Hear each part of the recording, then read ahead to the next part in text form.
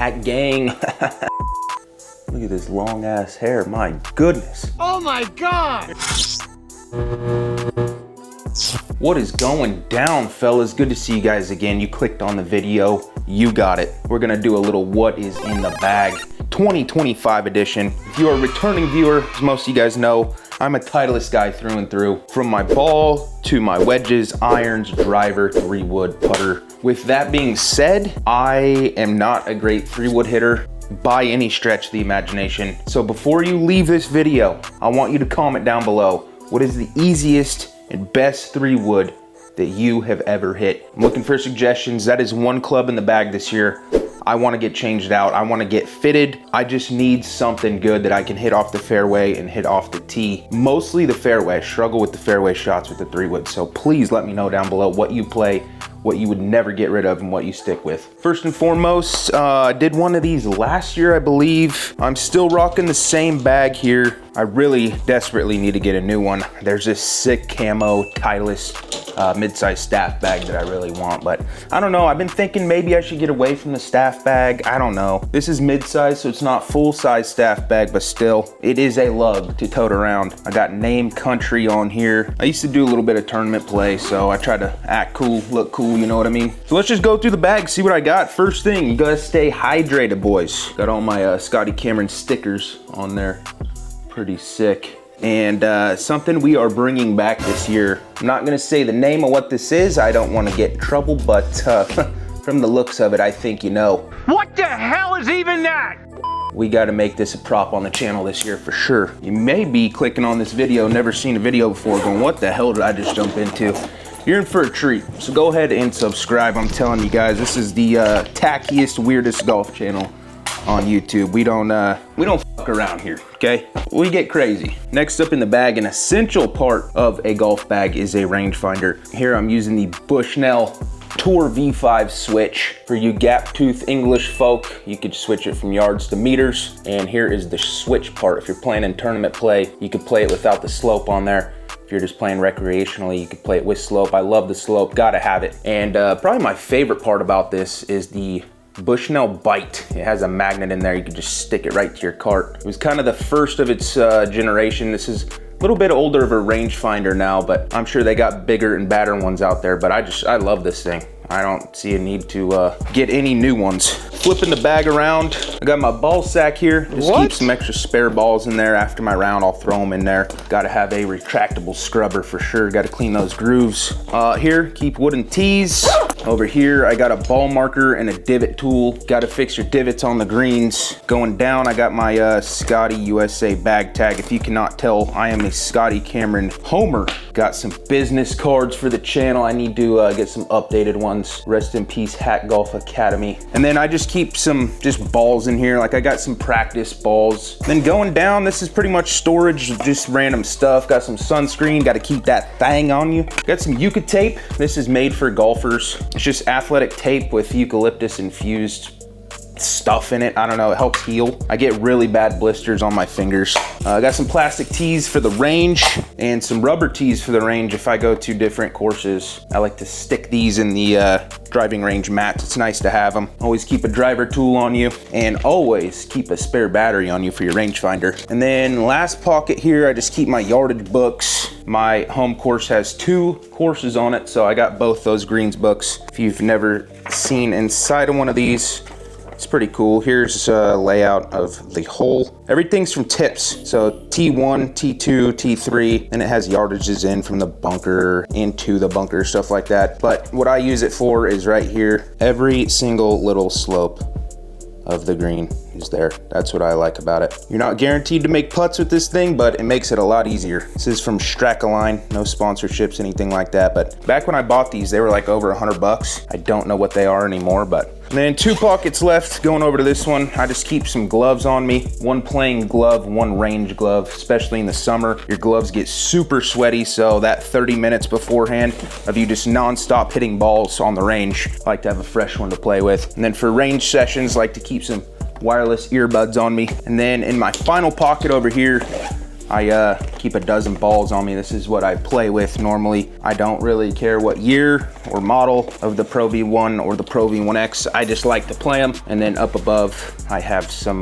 markers I mark my ball with and some alignment stuff. I don't know what the hell you call it. Now to the good stuff, what you basically clicked on the video for. Thank you. So we'll start off with wedges here. I'm playing the Vokey SM10s. These are brand new. I actually finally got out to the course a couple days ago, so these just got a little bit of wear in them, but I love Vokeys. They're one of the top wedges in the game for a reason. They do come out with new wedges every year, so SM11s will probably drop sometime this year.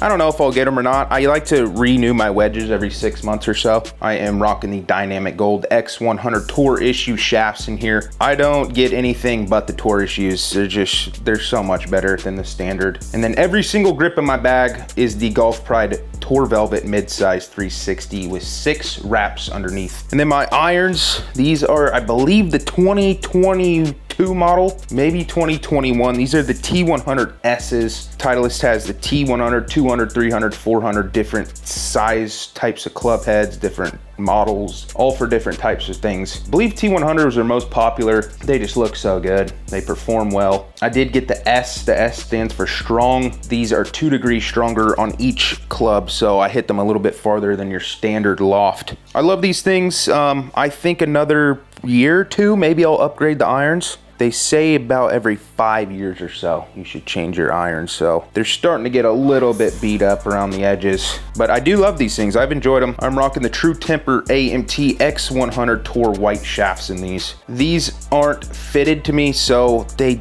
didn't perform as well as I'd like them to. I just never got around to just reshafting them. I've always been a pretty decent iron player. I think if I really tune these in, I think my superior iron play will be back in play. I'm rocking a 48 degree up to a 3 iron. That is way too many irons in the bag. If I were to play in tournament play, I'm taking out the 48 degree and probably my hybrid, which we'll get to. I love my 3 iron, and definitely taking out this 2 iron. This is what we're gonna go over next year. This is an old school model. This is the U500 2 iron. It looks sick, doesn't perform for me. I like hitting it off the tee, it's pretty fun. Hitting it off the fairway, I don't even try it. I only keep it in the bag just for fun. Every once in a while, I like to try to hit like a stupid stinger or something fun. Running a steel shaft in this, which probably wouldn't advise doing with all the new technology these days in graphite shafts, but this is the KBS Tour 130 gram X. I don't know. I mean, I just keep it in the bag for fun. I would never go into a tournament with it, but so there's irons. We're gonna get into the long sticks now. Next up is my hybrid with my Scotty Cameron bobber head cover here. I also like to fish. I'm running the TSI 2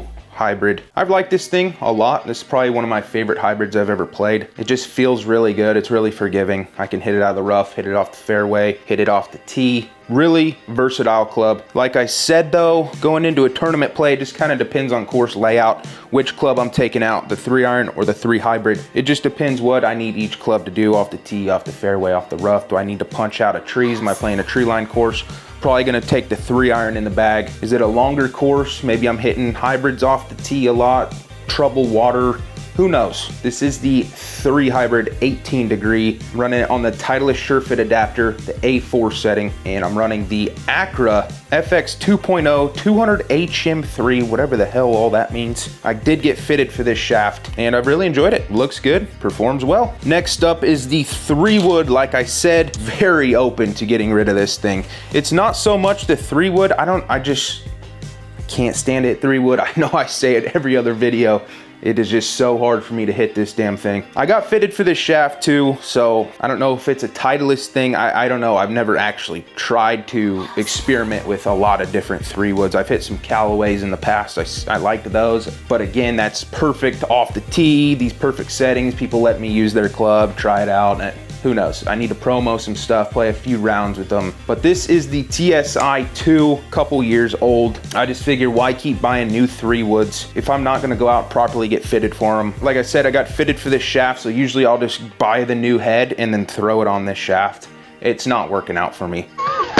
Running the green weight in here. I don't know exactly what that is. This is a 15-degree 3-wood, running it on the A1 setting on the SureFit. And then I'm playing the Fuji Atmos Tour Spec 75-gram white shaft. Performs okay. I don't know. I can't hit a damn 3-wood. Off to the big dog. Running my Daphne Lion head cover. I've had this thing forever. This driver reminds me of like the Mustang of drivers. Maybe it's because the GT3, I don't know. This thing just looks sick. It performs so well. They changed up the sound a lot this year. I didn't like it at first, but I'm coming around to it. It's a lot quieter. It's a lot more dull. I'll forever like that Titleist sound that you got from years prior, but coming around to like it a little bit more. Running the weight in the neutral setting on this driver head. This is a 10-degree driver head, and I'm running it on the B3 setting on the SureFit adapter. One of my most popular equipment pieces that people ask me about is my AutoFlex. This is the first gen AutoFlex. These are made in Korea from a fishing rod company from what I've heard. This is the SF505 Double X. This is the stiffest shaft they make or made at the time. I bought this in 2020, I believe, right when they were hitting the market. They were super popular. Bought it on eBay for $850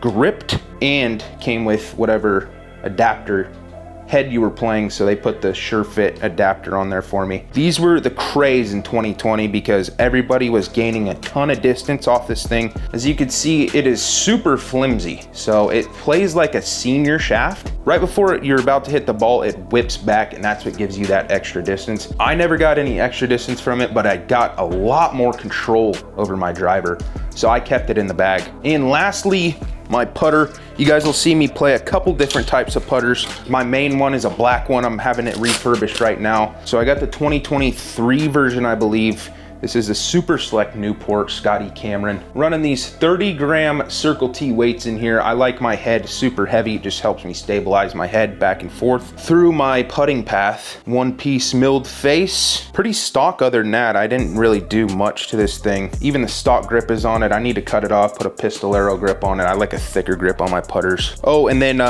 one of my most used head covers that I use pretty much every time is the Motley Crue Scotty Cameron head cover. One of my favorites of all time. But I need to start doing a head cover of the day each time I play. I got so many damn head covers. I need to start using some. I do use some every once in a while, but there's some that I won't use just from like the resale value, or they got props on them. Like, let me show you guys. Like the sushi up there with the chopsticks, or the fish with the bobber on it. Just stuff like that that could break. Or that sumo right there, paid way too much money to use that. That cow has a jingle bell under it. So stuff like that I would not use out on the golf course. I am addicted to collecting these things. I love them. And look, I even put some LED light strips on my rack. Pretty sick. And I'm gonna build another one that's gonna go right there. So that is what I'm gonna be running in my bag for 2025. Like I said, the irons will stay in the bag all year. The hybrid will probably stay in the bag all year. Driver, we'll see. We'll see what the new technology Titleist comes out with. I've been enjoying this driver, but if they make another big jump, I might switch again. Why not? Putter is gonna stay the same. Wedges, I might buy new ones in 6 months. Who knows? I